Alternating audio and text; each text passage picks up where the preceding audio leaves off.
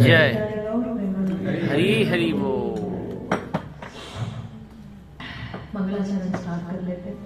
ओम ज्ञानतिमिरन्धश्यामञ्जनशलाकया चक्षुर्मिलितं येन तस्मै श्रीगुरवे नमः।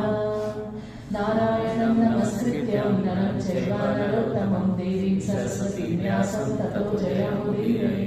नष्टप्रायेषु अभद्रेषु नित्यं भागवत सेवया भगवते उत्तम श्लोके भक्तिर्भवति नैष्ठिकी।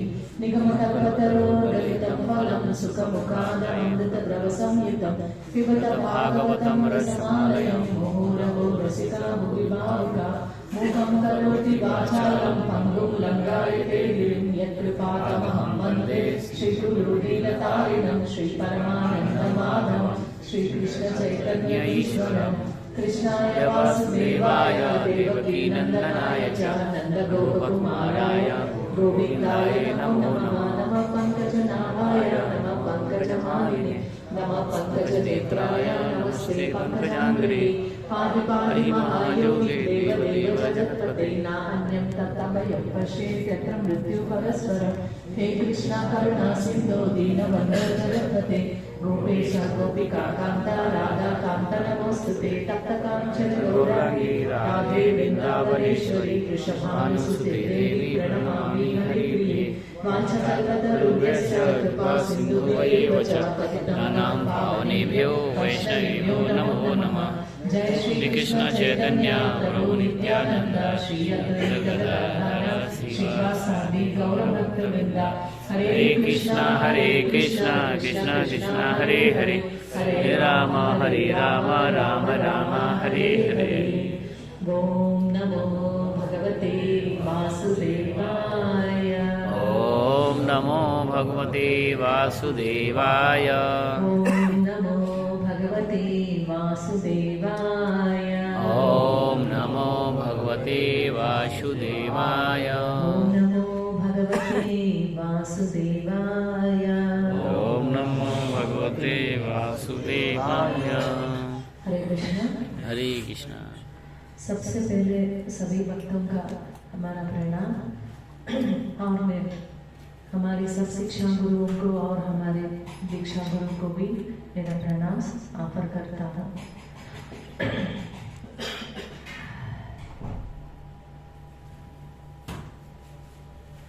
सबसे पहले आज श्रील प्रभुपाद जी का डिसअपियरेंस डे है, तो आज का दिन फर्स्ट शुरुआत करेंगे उनकी थोड़ी सी ग्लोरिफिकेशन से। श्रील प्रभुपाद जी है, सभी जानते हैं कितना उन्होंने कृष्ण भावनामृत संघ के लिए उन्होंने किया, अपना पूरा जीवन कृष्ण भावनामृत के लिए उन्होंने समर्पित किया हुआ है। यहाँ सोचिए, हम जो भी अब सब कुछ कर रहे हैं, मंगल आरती हो या भागवत प्रवचन हो या रथ यात्रा हो या फेस्टिवल्स का आयोजन जो भी हो रहा है या जो भी हम आनंद ले रहे हैं, इतना आनंद वो सब कुछ श्रील प्रभुपाद जी का ही कृपा से हो रहा है। अगर श्रील प्रभुपाद जी नहीं होता, यदि प्रभुपाद नहीं होता तो हम इन सब से एक्चुअली हमें वंचित रहते। हमें एक्चुअली गौर प्रेम का या हरिनाम का महिमा का हमें इतना ब्रॉडली विस्तार रूप से प्रचार नहीं होता, इतना ब्रॉडली इंफॉर्मेशन हमारे पास नहीं होता। पहले इंफॉर्मेशन था लेकिन ओनली जो लोगों ने शास्त्र पढ़ा, जो लोग बहुत गिने चुने लोग, जो लोग वेद पढ़ा या शास्त्र पढ़ा था, उन्हीं लोगों को पता चलता था। लेकिन श्री प्रभुपाद जी का कृपा के कारण पूरा दुनिया भर में कोने कोने में इस ज्ञान का डिस्ट्रीब्यूशन हुआ है। इसीलिए श्री प्रभुपाद को मनन करना एक्चुअली आज ही का दिन नहीं, एक्चुअली एवरी डे हम उनको प्रणाम सागर करना जो है वो जरूरी बात है। उनकी कृपा का पात्र हमें होना चाहिए। श्रील प्रभुपाद की जय। आई थिंक लास्ट वीक हमने 31st तक पढ़ा, राइट? ओके, सो 4th canto 11th chapter shloka number 32। केनोपसृष्टात् पुरुषात् लोकामुद्विजते वृषां नामुदस्तत्त्वसंगच्छेत् इच्छन् अभयम् आत्मनः। कृपया दोहराइए। येनोपसृष्टात् पुरुषात्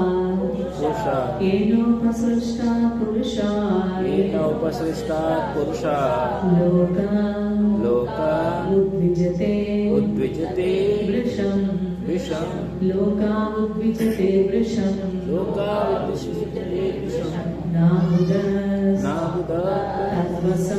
तत्वशं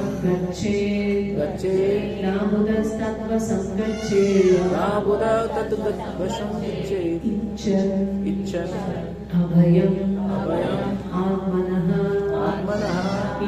अभयम् आत्मनः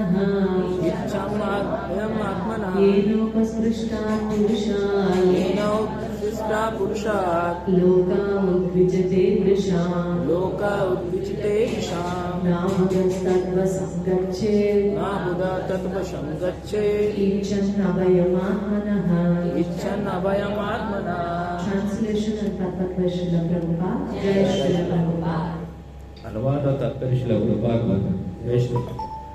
जो व्यक्ति इस भौतिक जगत से मुक्त चाहता है उसे चाहिए कि वह क्रोध से वशीभूत ना हो, क्योंकि क्रोध से मोहग्रस्त होने पर वह अन्य सबों के लिए भय का कारण बन जाता है।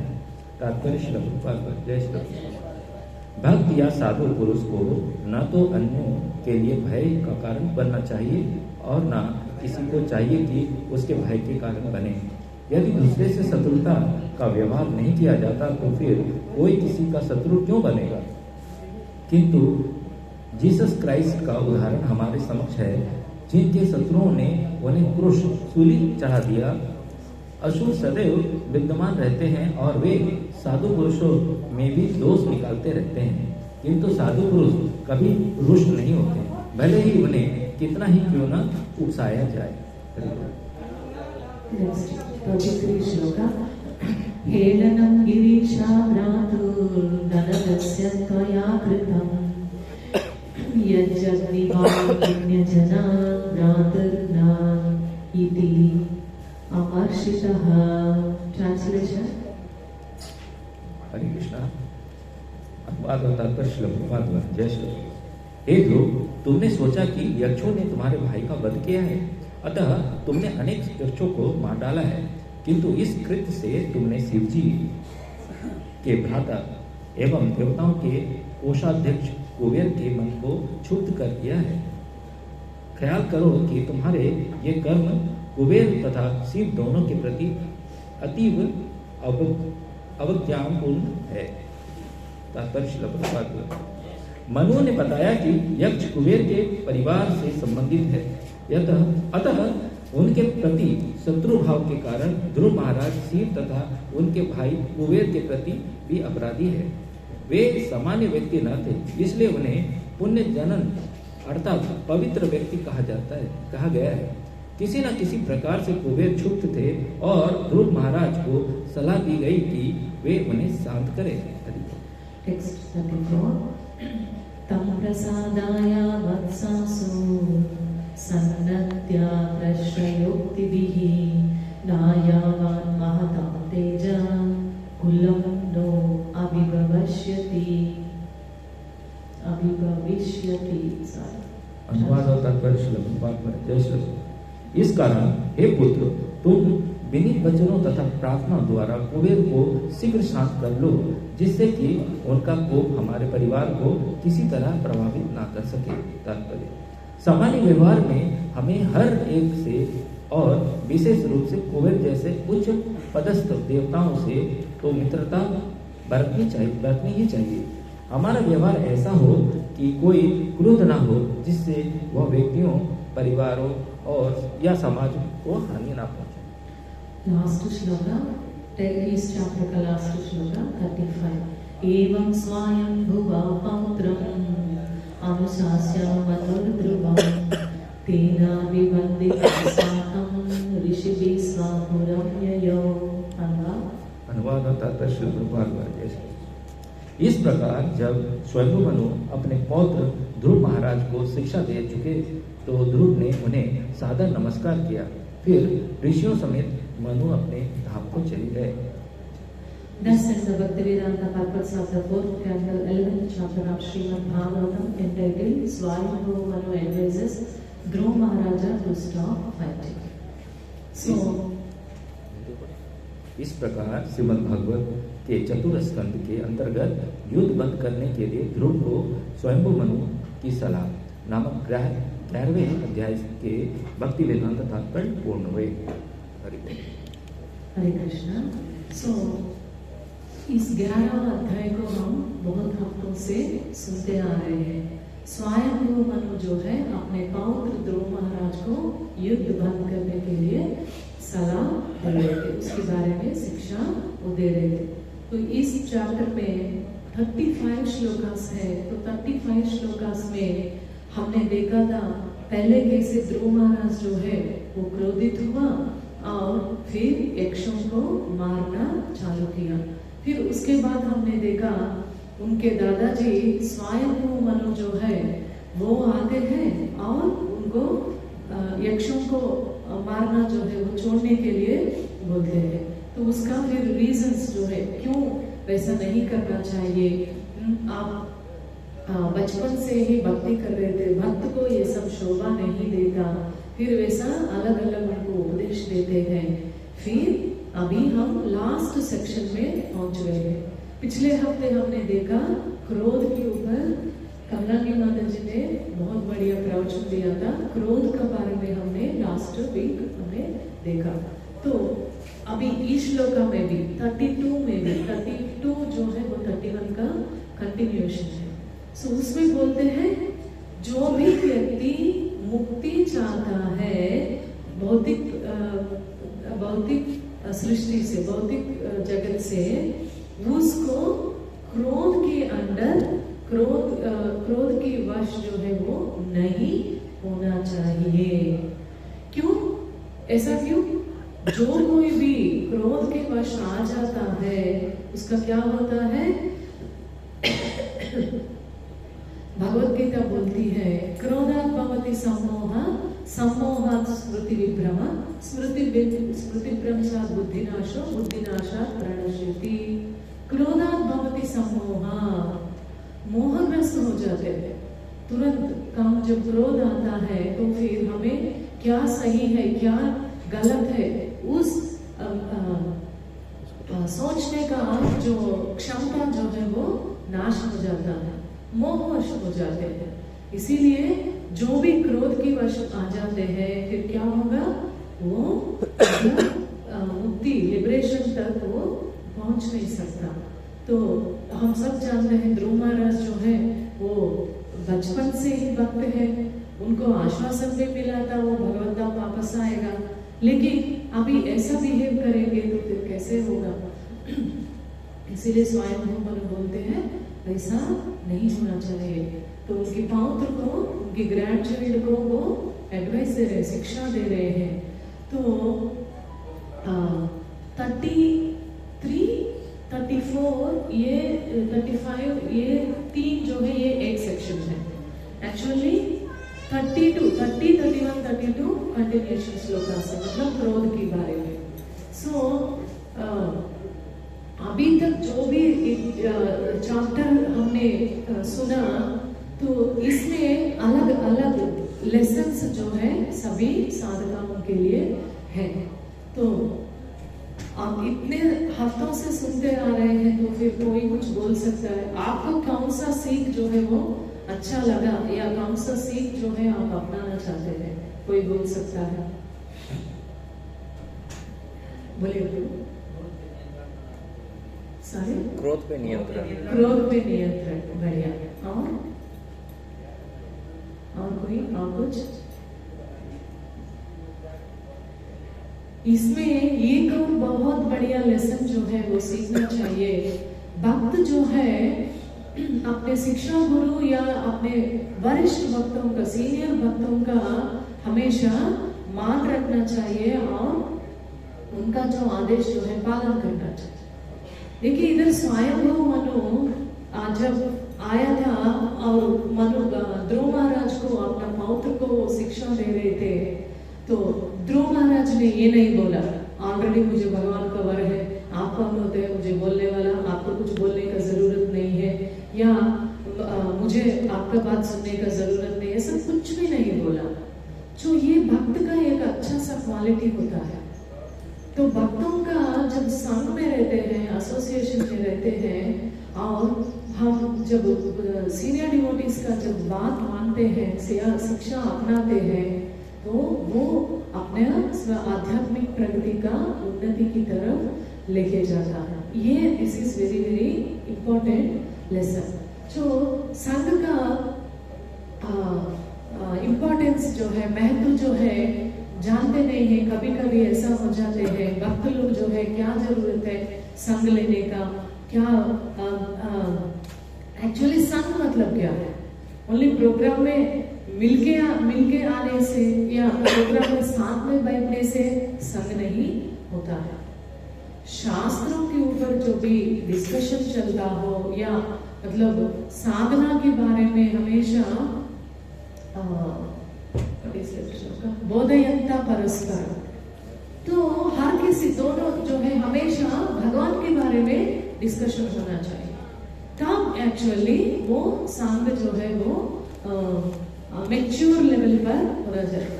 ऐसा नहीं साथ में चलने से हम लोग हर दिन संग में ही रहते हैं, या मैं पहले भी बोला था, अज्ञानवश में भी शुरुआत में ऐसा ही सोचती थी। एवरीडे सलाला में हम प्रोग्राम में जाते थे, तो फिर क्यों मेरा प्रगति नहीं हो रहा है, पुरोगति नहीं हो रहा है, ऐसा प्रश्न हम पूछते थे। तो बाद में पता चला एसोसिएशन मतलब वो नहीं प्रोग्राम में साथ में जाने से, या वो एसोसिएशन नहीं है।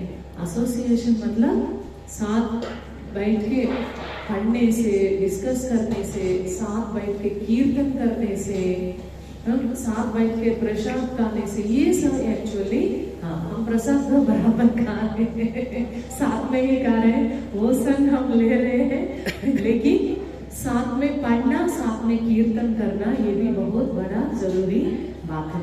तो ये लेसन जो है, ये सीख जो है, सभी साधकों को वेरी इंपॉर्टेंट है। इवन हम भक्ति वृक्षा में भी ये सीख लेते हैं।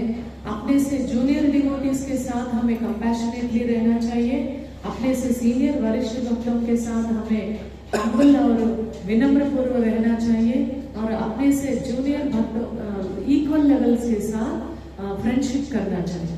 तो ये कैसे होगा? फ्रेंडशिप मतलब ओनली एंजॉयमेंट या ऐसा नहीं है। संग मतलब एक्चुअली संग शास्त्र पढ़ने से, कीर्तन करने से ये होता है। तो एक भक्त से मेरा रिसेंटली मुलाकात हुआ था, तो उस भक्त ने मुझे बोली, माता जी आप जो बोल रहे हैं, तो उनको मैं बोला था, माता जी हम लोग सुबह भागवतम पठन करते हैं, तो प्लीज आप आ जाइए। तो भक्त ने बोला था, नो माता जी, मुझे साथ में पढ़ने से मुझे अच्छा नहीं लगता, तो आप जानते नहीं है लोग, मैं घर में अकेला अकेला पूरा भागवतम मैंने पढ़ लिया। तो मैं बोली अच्छा बात है। फिर आप कुछ बता सकते हैं, फर्स्ट कैंटो से आपने क्या सीखा, सेकंड कैंटो से क्या सीखा? एक्चुअली मैंने पूछा पीछे से, एक्चुअली 12th कैंटो से क्या सीखा, बता सकते हैं? फिर उन्होंने कुछ नहीं बोला। फिर मैं बोला ओके ठीक है, सो 12th कैंटो मतलब शायद वेरी हाई लेवल का है, तो इसीलिए मैंने पूछा फिर आपने शुरुआत की स्कंदों में से, मतलब फर्स्ट और सेकंड कैंटो में से क्या सीखा? जो फर्स्ट और सेकंड कैंटो जो है बोला जाता है भगवान का चरण कमल है। तो वो बोला वो सब मैं नहीं जानती माता जी, क्या तो कुछ तो बोला था, मैंने पढ़ लिया। मुझे मेरा टारगेट है पूरा भागवत पढ़ाई करना, और भागवत पढ़ाई के बाद फिर चैतन्य चरितामृत पढ़ना, फिर उसके बाद जो भी आपने इस्लाम में जो भी दिया हुआ है वो सब पढ़ना। इससे ज्यादा मैं नहीं जानती। फिर तो वैसा संघ में और संघ में रहने का अकेले में फर्क जो है वो ये होता है। संघ में क्या होता है, हम डिस्कशन कर पाते हैं, ओ ये ऐसा रियलाइजेशंस हमें मिलता है, तो फिर इस लेसन से हमें, फॉर एग्जांपल हम अभी ये वाला चर्चा कर रहे हैं, तो चर्चा कर रहे हैं तो फिर एक्चुअली हर कोई सीनियर वरिष्ठ भक्त का बात मानना चाहिए, संघ में रहना चाहिए, ऐसा इस अध्याय का तो पर्पट में नहीं है। लेकिन फिर भी अरे ध्रुवा देखो कितना अच्छा भक्त था, कितना अच्छा भक्त है। सो इतना एक्चुअली जो क्रोधित होता है तो सम्मोहित होते हैं ना, वो सही गलत फर्क जो है वो नहीं समझ पाते थे।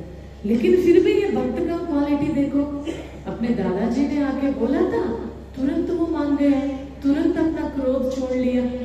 ये संघ का इफेक्ट है, ये भक्ति का इफेक्ट है। रियलाइजेशन आ गया ना।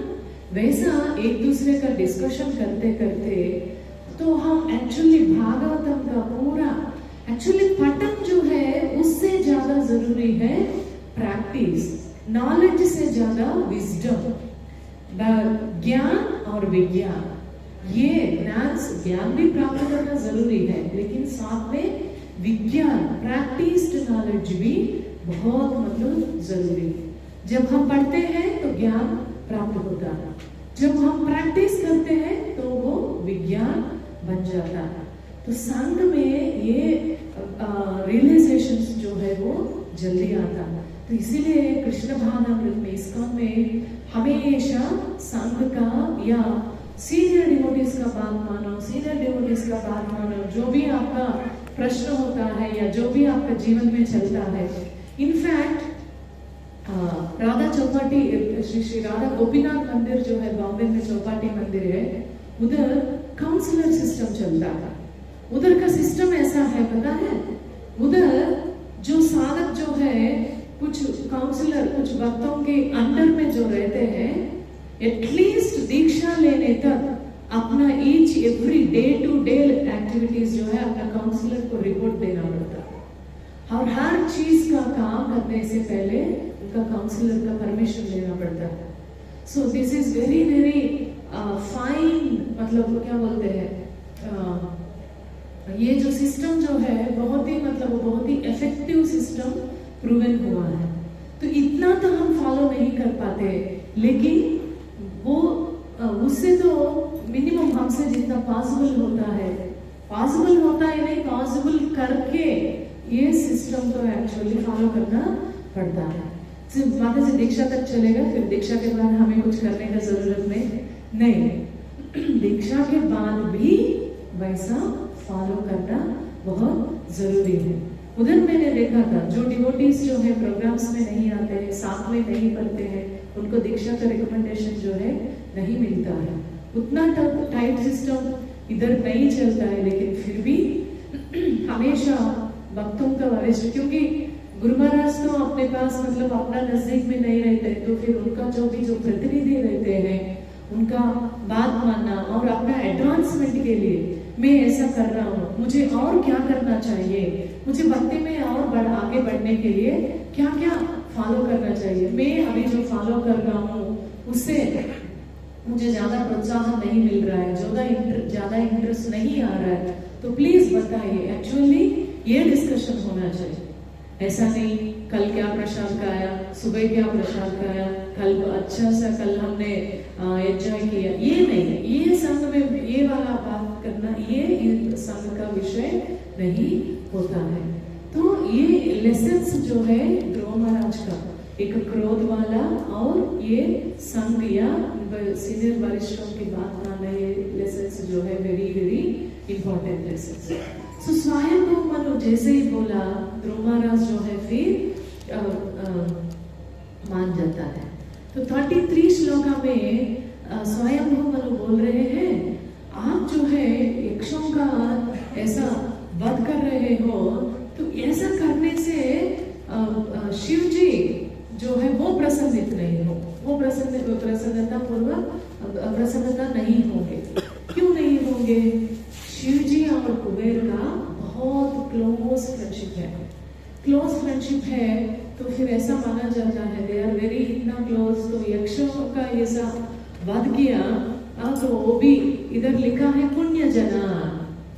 तो एक का गलती के कारण आप बाकी लोगों को भी मारने पर तुले हुए हो, तो शिव जी जो है वो चुप तो नहीं बैठेंगे, वो चुप नहीं बैठेगा, तो फिर वो क्रोधित हो जाएंगे। तो ये हमारी फैमिली के लिए, आपके लिए अच्छा नहीं है। शिव जी को क्रोधित दिलाना जो है वो अच्छा बात नहीं है। फिर वैसा बोल के फिर स्वयं को मनु जो है अपना पौत्र को सीख दिया था और अब वापस अपना धाम, अपना घर पे वो वापस चले गए। तो इस चैप्टर जो है इधर एंड हो जाता है। तो नेक्स्ट चैप्टर जो है स्टार्ट होता है, ध्रुव महाराज जो है वो भगवत धाम वापस चले जाते हैं। ये चैप्टर का नाम है। ये भी बहुत बढ़िया चैप्टर है। तो इस चैप्टर का भी हम अगर देखेंगे, इस चैप्टर में 52 श्लोकास में देखेंगे तो फर्स्ट सेक्शन जो है 1 to 9 श्लोकास में जैसे ही ध्रुव महाराज मान गए हैं वध करना और ये स्वयं मनु का बात मान लिया, तो तुरंत कुबेर जो है ध्रुव महाराज के पास आते हैं। ध्रुव महाराज के पास आके ध्रुव महाराज से बात करते हैं।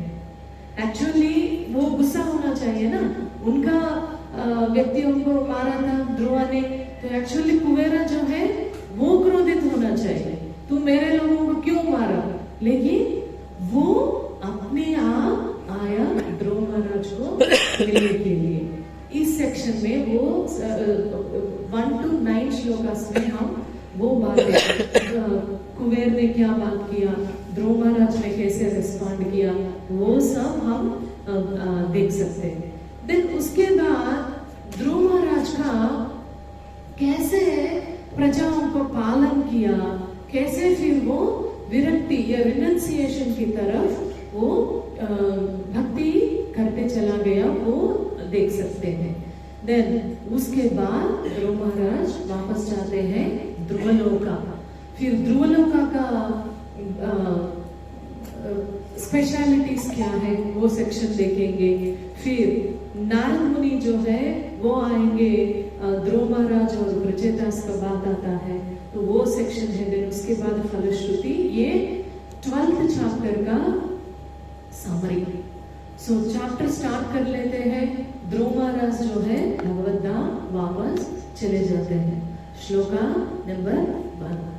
मैत्रेय उवाच ध्रुवं निवृत्तं प्रतिबुद्धया वैससा अपेतमन्युं भगवान् धनेश्वरः तत्रागतश्चारणा यक्षकिन्नरैः संस्तूयमानो न्यवत कृताञ्जलिम्।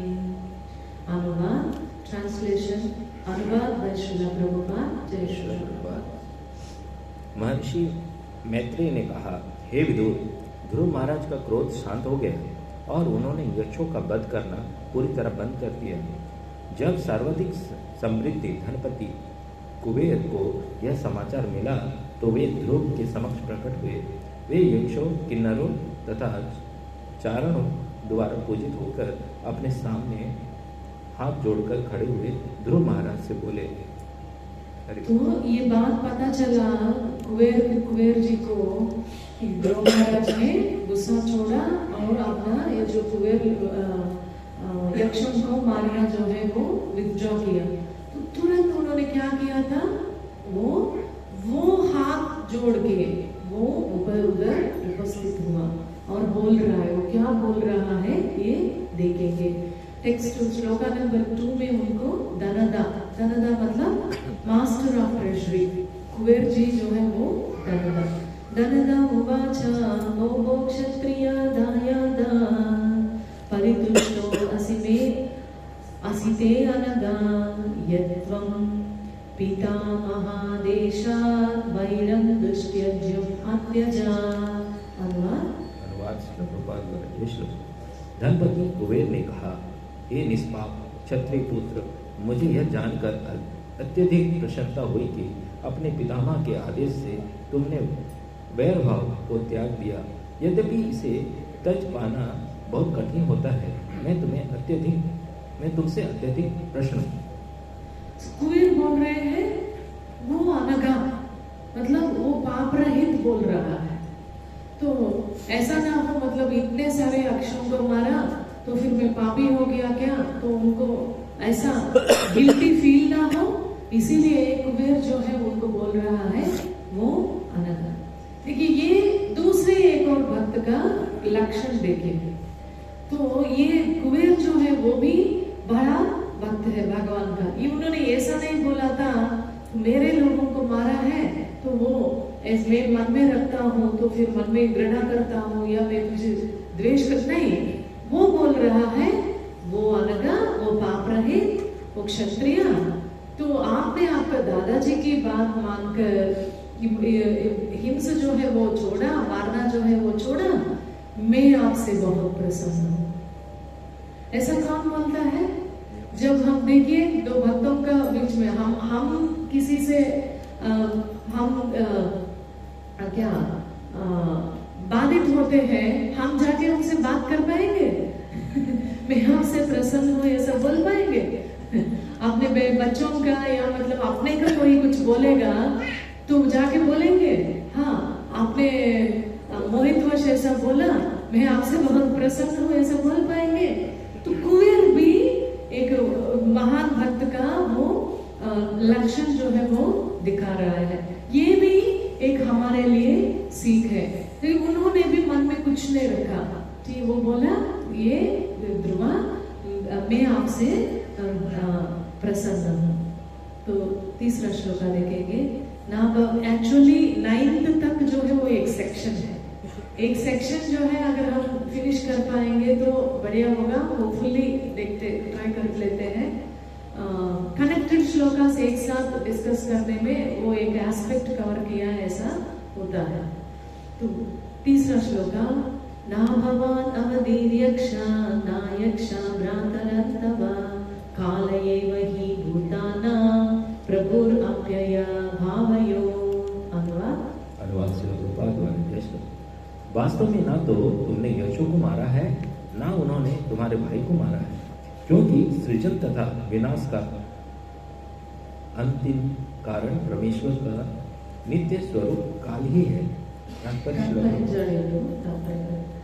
इसमें कुबेर जी बोलते हैं मैं आप जो है यक्षों को मारा या यक्ष जो है आपका भाई को मारा, ये एक्चुअली ओनली काल का इफेक्ट है। टाइम का प्रभाव है, काल का प्रभाव है। आपका भी दोष नहीं है, उनका भी दोष नहीं है। तो इसमें भी देखिए कैसे वो बोल रहा है जो भी हुआ है जो उलझाइए इन द सेंस मतलब आप अपने को दोष मत दीजिए, ये काल का प्रभाव है। जब हमारे साथ कुछ दुर्घटनाएं होता है, साधकों के ऐसे भक्त लोग जो है हमें भी इसको एज ए लेसन लेना चाहिए। कोई कुछ हमें बिना दोष का कुछ बोलता है, हमारे साथ कुछ गलत कर लेता है, तो ऐसा सोचना चाहिए ये टाइम का प्रभाव है। अब हर चीज जो है विदाउट रीजन कुछ भी नहीं होता है, ये शायद मेरे साथ होना निश्चय था इसीलिए हुआ है। तो भागवतम में ऐसा एपिसोड से ऐसा बात कितने सारे मिलते हैं। परीक्षित महाराज को जब श्राप मिलता है, परीक्षित महाराज ने ये नहीं बोलता मुझे क्यों श्राप मिला, मैं भी आपको श्राप दिला देता हूं, नहीं, कभी भी रिवेंज या ऐसा क्रोध पूर्वक ऐसा जो एपिसोड जो है, एग्जाम्पल्स जो है हम नहीं देखते हैं। परीक्षित महाराज बोलते हैं हाँ ये शायद भगवान का अरेंजमेंट है ताकि मैं जल्दी से जल्दी भगवत धाम वापस जा सकूं। सो भक्त का ऐसा होता है। तो महाराजा चित्रकेतु 6th कैंटो में एक एपिसोड आता है। महाराजा चित्रकेतु जो है उनको मदर पार्वती जो है वो श्राप देते हैं। तो महाराजा चित्रकेतु बोलता है कुछ भी नहीं, वो बोलता है वो अपना एक्चुअली उनके पास एक स्पेशल विमान रहता है, उस विमान में वो जाते हैं। तो फिर उस समय मदर पार्वती जो है उनको श्राप देती है। तो वो विमान से उतरकर वो हाथ जोड़ के बोलते हैं माता आपको प्रणाम, आप जो भी जो कर्ज दिया है, श्राप दिया है, मैं विनम्र पूर्वक एक्सेप्ट करता हूं। तो भक्तों का जो एटीट्यूड जो है वो ऐसा रहता है। तो इधर कुबेर जी भी बोल रहे हैं तो ये ओनली टाइम का इफेक्ट है। तो आप अपने आप को मतलब दोषी मत ठहराओ या अपने आप कारण मत सोचो, वैसा वो बोल रहा है। फिर आगे और कुबेर जी जो है थोड़ा सा फिलॉसफी भी बोलेंगे तत्व के बारे में, और ध्रुव महाराज को प्रेज भी करेंगे। तो आगे नेक्स्ट वीक से कंटिन्यू करने के लिए सोच लेंगे। टाइम है या कीर्तन करेंगे, जो भी जैसा टाइम है तो हाँ कंटिन्यू श्लोक है, टाइम नहीं है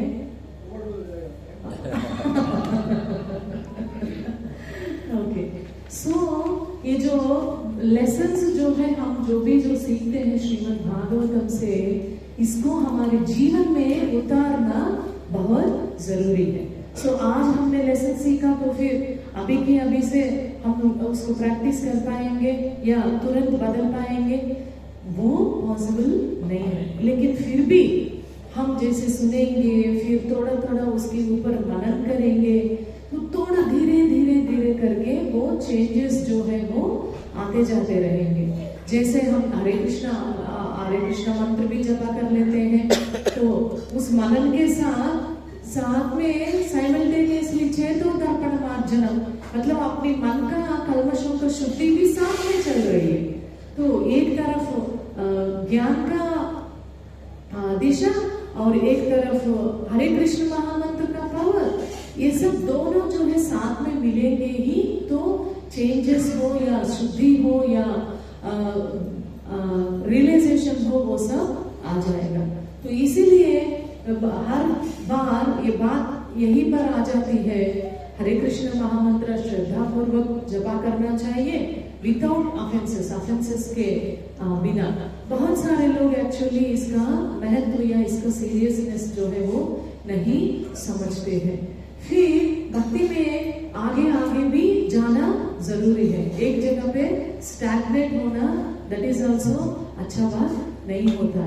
फिर उसके बाद हमें एक्चुअली ये सब क्वालिटीज, ये सब दैवी गुणों को, इस अच्छा क्वालिटीज को बोलते हैं दैवी गुण, डिवाइन क्वालिटीज। ये सब डिवाइन क्वालिटीज को हम अनुभव कर पाएंगे। अभी हमने को ये नहीं बोल सकते हाँ मेरे अंदर बहुत कुछ डिवाइन क्वालिटीज आ चुका है, मैं बहुत कुछ अनुभव कर पा रहा हूँ, नहीं, वो प्रोसेस में है। इसको जब हम सीरियसली जब प्रैक्टिस कर पाएंगे तब हम सब दैवी गुणों का आस्वादन जो है वो कर सकते हैं। डिवोटीज का रिलेशंस आप देखेंगे कैसे कैसे कुछ कुछ भक्तों का कॉन्ग्रीगेशन हम देखेंगे, सालों से 25 साल 30 साल 50 ईयर से ज्यादा वो जो डिवोटीज जो है अपने फैमिली मेंबर से ज्यादा क्लोज बन जाते हैं। हाँ, इधर भी हम देख सकते हैं ना ऐसा। तो हम जैसे मुझे ऐसा फील होता है, मेरा खुद की फैमिली से हमारी फैमिली, मेरी फैमिली इधर है, वो फील होता है। तो मेरी मदर भी बोलती है हमेशा, क्यों ऐसा हमेशा आप बोलते हो, सलाला के वक्त ऐसा बोलते। तो क्योंकि ये भक्त के फैमिली वैसा है, इतने सालों से हम साथ में सबके साथ देख रहे थे, सबका अच्छा और सुख दुख में भाग भी ले रहे थे, और साथ में आध्यात्मिक पुरोगति की तरफ भी जा रहे हैं। इसीलिए संघ जो है वो बहुत बड़ा फैक्टर है। इसीलिए संघ में रहना है, सभी जो रूल्स एंड रेगुलेशंस वो दिया है सब पालन भी करना चाहिए सीरियसली। सो वही ऑस्टेरिटी है, एक्चुअली वही तपस्या है। सो उसके बाद हम नित्य आनंद को अनुभव कर पाते हैं। 5th canto 5th chapter shloka number 1 उसमें इसका उल्लेख आता है। तो ये लेसन्स बहुत जरूरी है। श्रीमद् भागवतम से हम इतना सब कुछ सीख सकते हैं। तो एक हरे कृष्ण महामंत्र सीरियसली जपा करने से हमें दैवी गुणों का आस्वादन कर सकते हैं। हरे कृष्णा कृष्णा कृष्णा हरे हरे, हरे Ram Ram Ram Hare Hare. Chant sincerely and be happy. Shrimad Bhagavatam Rangaraj की